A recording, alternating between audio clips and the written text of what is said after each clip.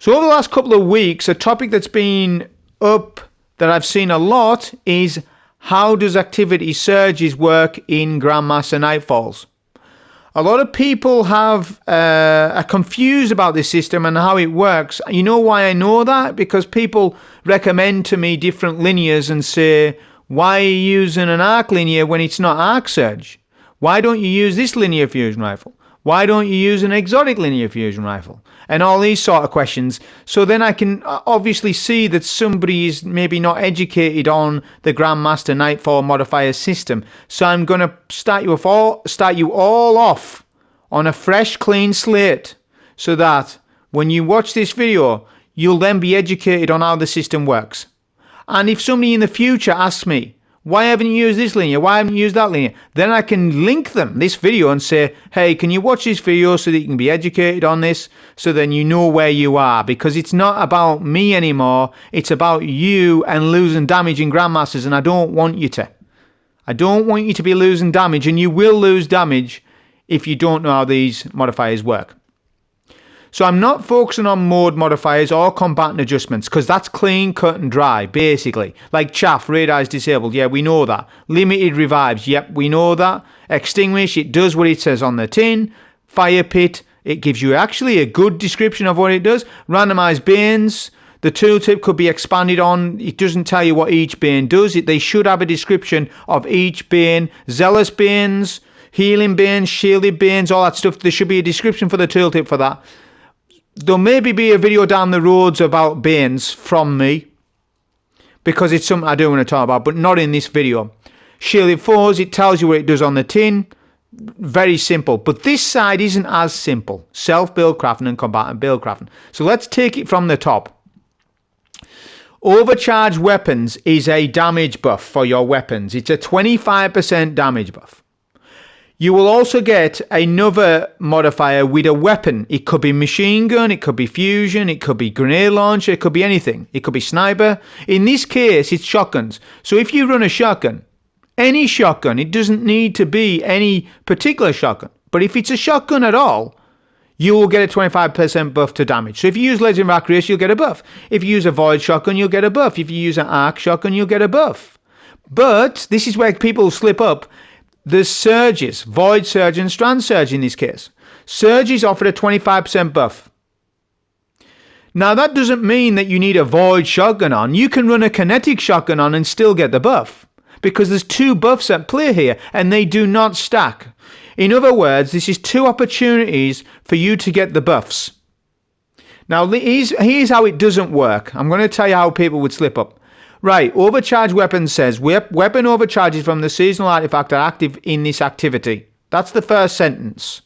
So, imagine if we run, because look at the seasonal artifact, all of these weapons are overcharged. Unstoppable Fusion in this case, right? Well, imagine if we run a Void Fusion Rifle like Telesto. It's not going to get the Void Surge and Overcharge buff. It'll only get one or the other. You cannot get to 50%, you can only get to 25% buff because both of them are 25% buff. Do we understand that now? Also, every single artifact champ mod will overcharge your weapon. Also, there are other mods like Deep Alchemy that overcharges certain weapons with certain origin traits, look. So look, you've got Unstoppable Fusion. Any element of a fusion will be overcharged. Arc, Void, Solar, Strand, Stasis, it does not matter. You will get the buff. Same for a machine gun. If you've got the Overload machine gun mod on there, Peace and Sidearm, Sniper, Barrier Sniper, Unstoppable Glaive, Overload Trace. They are not dependent on element anymore. The element is taken out of the equation. You don't need to match a surge at that point, is the point. Yeah? So now that you've understood that bit, right? Then we come on to why this video begun in the first place. Because as you've read with the overcharged weapons, weapon overcharged from the seasonal artifact are active in this activity. What about exotic linears? Well, there's one exotic linear that's not working right, and that is the Queenbreaker. If you have Queenbreaker equipped, there is no unstoppable icon on your inventory stat to say that you have unstoppable Queenbreaker. The reason for this is because Queenbreaker has intrinsic unstoppable via the marksman's sight. You can blind champions with the marksman's sight. So the Queenbreaker will not get the overcharge buff in GMs, but it will get the buff if Arc Surge is equipped. On, not equipped, but on. This week it's not Arc Surge. Now there's gonna be clips of that showing you it in the GM, but this week it's not Arc Surge. So the key point to take away from this, if there ever is not Arc Surge, you do not need to use Queenbreaker Bow. It is a waste of an exotic slot in Grandmaster Nightfalls because Queenbreaker Bow basically is competitive. Legendary fusion rifles, linear fusion rifles, do the same damage as Queenbreaker, in actual fact more in some cases. So Queenbreaker is a waste of an exotic slot. Now, even though that it blinds, it doesn't matter that it blinds this season because we have unstoppable fusion regardless. Yeah, it's a non-factor, which it blew my mind a little bit because, as we know, we just got Sundered Doctrine, and Sundered Doctrine, the Queenbreaker was king for that dungeon. That final boss, best DPS was Queenbreaker. Legendary linears were nowhere near Queenbreaker in that dungeon, but in GMs they are competitive. They're competitive damage because Queenbreaker isn't getting the seasonal overcharge buff, so then it has to rely on Arc Surge. Arc Surge is not up on the GM, therefore you don't run it. So be paying attention to that. If Arc Surge is up, you have license to use Queenbreaker. If it's not up, you are losing damage. You may as well just use a well-ruled adaptive burst linear fusion. There'll be footage of all that coming up. Next, let's talk about the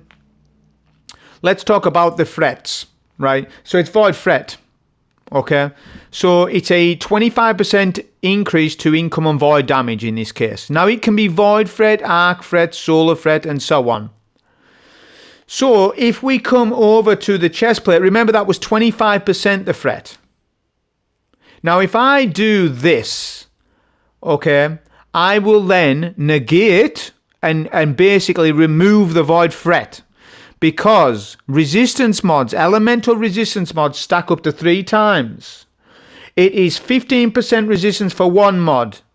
It is 25% resistance for 2 mods. And then it's 30% for 3 mods. So it's a diminishing returns. All resistance mods have the same curve. 15, 25, 30. See, it's diminishing returns. The sweet spot is to have 2 elemental mods on. That will give you 30% resistance. That would then counter the fret mod for the GM, because if you get 30% resistance, you've just then beaten the fret because it's 25%. However, it's not just as simple as that either, because if you notice from my solo GMs, I haven't been doing that, have I? I've been running one of each, because this is where you need to use a little bit of common sense. Yes, it might be Void Fret for this GM, but ask yourself how much enemies do Void to you. All right, let's think about it. Acolytes do Void. Unstoppable Champions do Void. Shriekers do Void. All right, that's quite a couple of different enemy types. Also the boss does Void. But how many enemies do arc damage to us? Oh, well, that's a lot. How many Boomer Knights is in this? How many Wizards are in this? And they all do AoE damage. Wizards are very threatening in this. Despite there not being arc fret, they need to be considered for resistance. So here's where we start to then build craft for resistance. So this week, what I did was like, well, I need 1 void resist on at least, because that's 15% resistance. So I've now reduced the 25% void fret to 10%, because I've already got a 15% resistance on here. The tooltip should tell you all this, but it doesn't. So I'm making a video about it to tell you about it. So that is good. That's still decent. I'm getting a good return for 15% for 1 mod, but then I can also still run an arc resist to defend against the Boomer Knights and the Wizards. Then it's like, well, what else resistance do we need on? Concussive Dampener is a modifier that you a chest plate mod that you always run GMs for. It defends against AoE damage from combatants, all combatants, bosses, all rank and file enemies in the game. It is very important that you use this mod as it's far superior to any other resistance mod in the game. It does stack 3 times, and I didn't know this, right? Now, there's no point in doing it, but I'm just going to say it does stack, but that is not an optimal thing to do. So look, we can actually do that. I didn't know that. But what's the problem with that, everybody? It costs 9. It's too much. It's too much. Now I can't run a stat mod. I can run a minor one, but I can't run a full mod. So that actually stacks as well, 15, 25, 30%. But because of the elemental resistances from Void Threat, you need to consider the threat mod. You can't just go all in on concussive. This is not optimal. Optimal is 1, maybe 2. Sometimes you could maybe do that. Yeah, 1 Void, 2 concussive. Because that's going to defend against all the knights, all the wizards, all the grenades, all of that damage to you as a solo player. Alright, you are taking the brunt of all the aggravation from all the enemies. You need an AoE resistance mod on. It is far more important than anything else. Now you've got 2 other ones. Let's see what they do. According to Destiny 2 Compendium, melee resist defends against melee combatants up to 4 meters. 4 meters. That is rubbish. 4 meters. Although it is a melee mod. But that is for Prismatic Titan builds or Prismatic Warlock CQC builds. However, I would still not run this, and I'd rather run Concussive, because Concussive will also save against you from a melee stomp. A boss stomp is also considered AoE damage as well as melee damage. So you may as well just run Concussive, because it is defending against an array of different enemy types. It's not just one, whereas melee resistance is specific to just stomps and getting melee hit. Yeah, that's very narrow. It's a very narrow mod. Whereas Concussive Dampener is a more wider variety mod. It does more things for you. Remember, equipment locks is on. You can't swap off. You've got to dial in their mods. This is why you don't run melee resist. I don't even use it for Prismatic Titan. I don't even use it. Concussive is just that much more of a useful mod to us, and like I told you, you do need elemental resistance mods on, so melee resist is not a consideration. Now it gets worse, because Sniper Damage Resist says that it resists enemy more than 29 meters away. Now there are some GMs where you're playing 29 meters away, and in this case, for this GM, you are actually doing that at the boss fight, aren't you? But let's just bring it back down a sec. Same thing, it's 15, 25, 30% resistance for sniper resist. Why would you want to run this? If a sniper is sniping you, just put on an arc resist for it. That will save you against that arc sniper. Now, it's not just snipers, it's any range combatants. But every single range combatant in this game has an element type. So, if it's a problem to you in the run, you use the resistance that they're fighting you against. If Brackus Zan is sniping you in a GM, you don't put sniper resistance on. You put solar resistance on, because that will save you against the boss and Cabal nades. It's 2 for 1. It's a knockout system. How many ads can you knock out with this resistance? Well, this resistance does more than what this one does, because it's only doing one particular thing, whereas where an elemental resistance mod is doing more for us. I hope you have listened to this portion of the video. It's dead important. There is emergency reinforcement, and it's rather good. I think it's a 10% extra resistance. It's actually rather good, that. But I still recommend overall 2 elemental resistances and match it to each GM. Yeah, you need to have a think about the GM. Each GM's different. Get your elemental resistances right. Sometimes you double up for the 30%. If arc is a problem in a GM, you go boom, boom, boom. That's 30% resistance to arc, and you get an extra because of concussive. Or if arc is only a slight problem to you, but void is, like this week, you go like that. You go one of each, then a concussive. That is exactly how you build craft resistances in this game. There's also woven mail and amplified and all that, but I'm not going into that, because I'm talking about elemental resistance mods on the chest plate specifically. Right, that's that explained. So now we're going to come on to exotic primaries, because as I have explained to you, if you run Queenbreaker this week, for example, you are just losing damage because it hasn't got the overcharge buff, whereas if you use Stormchaser or any other linear fusion rifle, you get the buff. But Queenbreaker, because it's got intrinsic unstop, it needs Arc Surge to survive. If it doesn't, it will get out DPS'd by a bait and switch. Scintillation will out DPS a Queenbreaker. I've got the footage coming up. Yeah? So, if you even... It goes further than that, because if you use an exotic Queenbreaker, it means you're going to use a legendary primary, and that's bad, because exotic primaries do 30% more damage against rank and file enemies. So you're not only losing more damage on your heavy, you're losing more damage on your primary as well. Really bad, this. Most legendary primaries in GMs are not very good right now in the game. I don't know about hand cannons, but I haven't tested hand cannons because there's no mods on hand cannons. There's no mods on hand cannons, so I haven't tested them. I think hand cannons are hitting rather well in GMs, but no one's really using hand cannons. But what I'm saying is, for legendary primaries, I mean, this one in particular is really good. All void primaries, legendary-wise, are very good in the game, simply because we have volatile marksman, and it justifies you using a legendary primary. Only just though. Even despite volatile marksman, Lord Monarch is overwhelmingly more powerful than any other void legendary primary in the game. By far. In GMs, by far. Alright? It really, really is. I mean, Doom of Chelchis is competitive. It's a decent damn legendary void scout.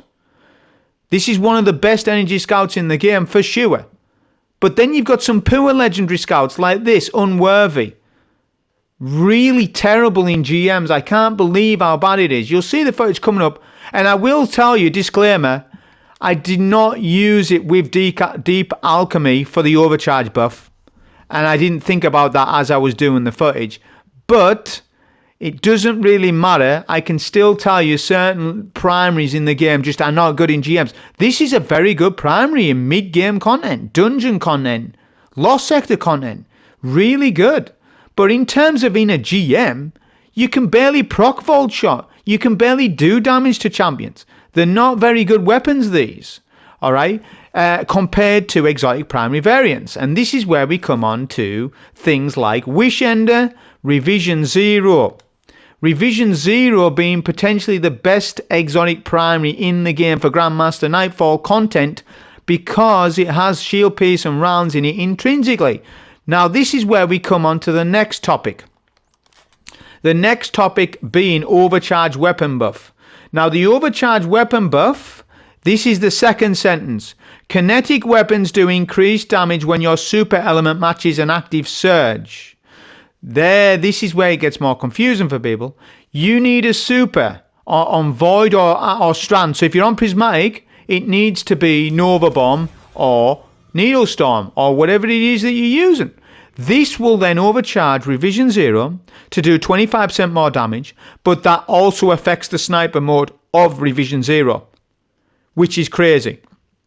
This is a champ delete weapon, and in Grandmaster Nightfalls we are concerned with deleting champs. We are not concerned with anything else other than that. That is the main priority goal of the GM. That and to survive. Those are the two main things in a GM, especially a solo GM. So, because of intrinsic weapons that have intrinsic rounds, like Malfeasance, Revision 0, Wish Ender, all those weapons, they need to have that overcharge buff to get it. But I will tell you, without the overcharge buff, especially Revision 0, it still hits hard. You'll see the content, you'll see the clips coming up. That's what I'm saying. Revision 0, Wish Ender, you can't compete with them on a legendary primary basis. Under Your Skin, for example, or the new Void Bow. It's not competitive. It's not good enough. Nowhere near is it as good as a Revision 0. And you don't need to use an exotic heavy like Queenbreaker, like I said. You wouldn't need to use Sleeper Simulant either.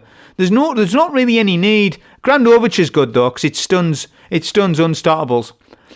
But that's what I'm saying exactly, is that an exotic primary is that much more powerful that you may as well just run them. And it's even more important to you to do that, especially with how the state of linear fusions and how good they are in GMs. They're incredibly good in GMs right now.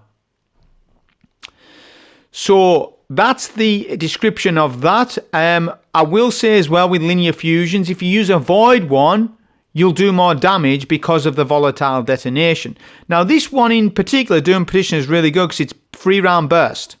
I've got one with Surrounded, but I can craft another one with Precision Instrument. I think I've got it in the vault. Can't bother to go and get it, but I've got a Precision Instrument one in the vault crafted, I think. That is the role that you want to use. Now, remember, like I said, you can use any element of any linear that you want. So if you want to use Doom Petitioner as your Stormchaser replacement, you can. You can use a Precision Frame linear, but they're not as good as an Adaptive Burst linear because these do 1 stack of particle reconstruction per shot, whereas an adaptive one does 3 stacks of particle reconstruction. That's what makes line in the sand and stuff like that nowhere near as good. Stormchaser, Scintillation, Doom Petitioner, all these weapons feel like an exotic compared to their counterpart Precision Frames. You're going to lose so much more damage if you don't run an Adaptive Burst. I understand with Stormchaser that it's behind a paywall. I didn't know that it was. I forgot that you have to buy the dungeon key for duality, but you do. If that's the case and that is too much of a problem to you, then Doom Petitioner is the way then for you. Or Scintillation. Those are your 2 options, aren't they? Really? Okay, as in Adaptive Burst. For Legendary. For Legendary, that is. So that bit is explained. I've explained. So let's recap. The clips are going to be coming up of me showing you this footage of what I've been talking about. Let's recap it. So with overcharged weapons, every seasonal artifact mod will overcharge a weapon, meaning that it is matterless on what element that you run. Kinetic weapons will get this buff if your super matches a surge, like with Revision Zero or Wish Ender. Those weapons benefit massively from this kinetic weapon surge. Things like Witherhoard does as well. A lot of different kinetic weapons. You will get also a weapon one that's on there. It could be Overcharged GL, it could be Overcharged Fusion, it could be all sorts of different things. Surges and overcharged weapons do not stack. I've talked to you about the resistance mods on what you need to do to build craft for that. Intrinsic exotics sometimes suffer from not having the overcharge buff. In this case, Queenbreaker is suffering from that in GMs, so it's not as good of a pick as what you would think. You use Queenbreaker on Arc Surge GMs, that is it. You don't use it on any other GM because you're not getting the buff. Literally a Legendary linear would do more damage. Like a Scintillation bait and switch would do more damage than Queenbreaker. And obviously always use particle reconstruction. That is the information on it. The clips coming up will just show you the footage of backing up what I've been saying to you about the advices I've given you in this video. Okay, so for the test portion of the video, we need a base damage value of Queenbreaker compared to Stormchaser to see how much better Queenbreaker actually is in reality, because it actually does do more damage per shot. So Carlos here will tell us 35k per crit. That's the base damage level. Alright, what does Stormchaser do without surges, without overcharge rubbish, just what it does? 27k. So Queenbreaker is doing quite a bit more in reality, but when we go to GMs, the story changes. 18k per crit against this champ. 18k crit. If he cannot hide, I'll maybe be able to hit crit. 18k for Queenbreaker GM. Let's test it on the Brig. See if there's any differences. Same thing, 18k when that crit goes. This is non-particle deconstruction. There was no buffs. There was nothing used, no radiant, no nothing, no surge boot mods, nothing. Now Stormchaser for GM, look, it's doing more damage. It's doing more damage than what Queenbreaker does per shot on 20k. That's no particle, no nothing. No radiant, nothing. That's value to value. Because Queenbreaker does not get the overcharge buff. That is the difference. Same thing again, we'll test it on the Brig. For some reason it's less damage than the champ crit. I don't know why that is. I don't think that should be the case. I don't know why that was, but Look, it's similar. It's basically not worth it to use Queenbreaker. Here we go. Now, bait and switch Scintillation. What damage does that do? When we apply particle reconstruction, remember, Queenbreaker was getting 18k. That was with no particle. Well, how much more damage can you do with Scintillation, bait and switch? Look at that, 25k. That's a lot more than Queenbreaker. We're going to test it again for a beefier target, that being the Brig, because the Brig has, more health, so we can stack more particle reconstruction stacks up. But Scintillation, I was getting almost 28,000 on a bait and switch damage rotation on him. Look, Queenbreaker with no particle was doing 18, and it would only go to about 23k if Queenbreaker had particle. See, so it's not worth running it if it's not Arc Surge. This is the exotic primary argument. This is Exhibit A, Le Monarch test at the start of Psyops Battleground. Look at the damage he's doing. One shots red bars effortlessly, and look at the damage he's doing to the champ.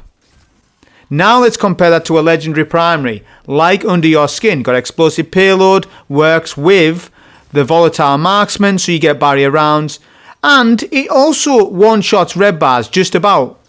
And it does sizable damage to the champ. Look at that. So there's an argument to be made for Void legendary primaries, in particular, all of them. Doom of Chalchis, Void Bows, Void Scouts, all of those are decent. But if you're not using a Void, one and it's an Arc one and there's no surges, or if it's a Solar one and there's no surges, then you're gonna feel it in the GMs. I'm gonna show you the test.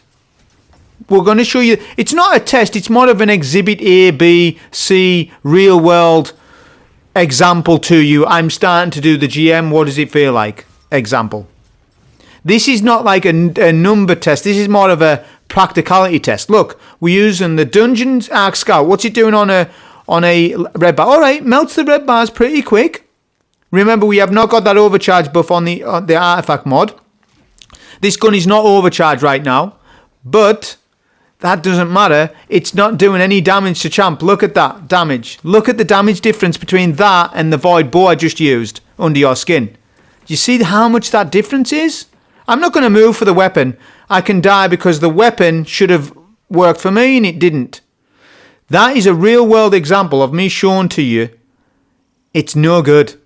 Some of these legendary primaries are no good. The exceptions are Void primaries are very good in the game, and Kinetic Tremor primaries are very good in the game for Grandmasters. Anything else is pretty much useless and rubbish. Okay? I don't need to over-test it to you, I know it. Look, Revision 0. This is non-overcharge buff. This is no buff for Revision 0. Look at how quickly it's melting the ads. Look at what the damage it does to the champ. We're going to do a little bit of testing here. No nades are allowed, no Radiant. Just let Revision 0 do the talking against champs. Now, you remember the mental note of what that Arc Scout Rifle just done to the champ. It done no damage. Let's see what Revision 0 does as a comparison. Remember, it got a huge buff ages ago now. It's been good for a long time. And it's got a sniper built within it. And the sniper can get buffed by overcharge. Look at the damage that's doing there. That's not even overcharge buff, because I'm running an Arc Super, you see. I'm going to show you the next clip where I use a Void Super and the damage is even more. Look, 67k on a crit. 67k on a crit. That is no overcharge buff. So the next clip will show you how, the difference. And so you're making a super exotic even more super by simply just matching your super to the surge. And what I'm trying to drill home with you is these exotic primaries are far more useful than any exotic heavy in the game. Really, the only argument that I can make for is Grand Overture, because it stuns unstops and it's got a large amount of ammo built into it. But other than that, you want to be using exotic primary in solo GM. It's the way forward. Le Monarch, Revision 0, Wishender, all those types of weapons. Malfeasance a little bit. There's loads of exotic primaries that are really good in the game, and because of the artifact mods, there's not many primary weapons, so it makes these weapons more useful. I hear what you're saying, use double special, and double special is absolutely viable this season. I have not once said to you once that you should not use double special. You should actually, because you got special ammo for free, but that's a different topic for another video. I'm just showing to you here, look at how much more damage we're doing with Revision 0. This is buffed Revision 0 with the Surge Overcharge buff. What's the crit for Sniper? 84k. That's a lot of damage compared to what Queenbreaker does. And it's free. It's infinite damage. That's my Grandmaster Nightfall advices video. Hope you enjoy. Thank you.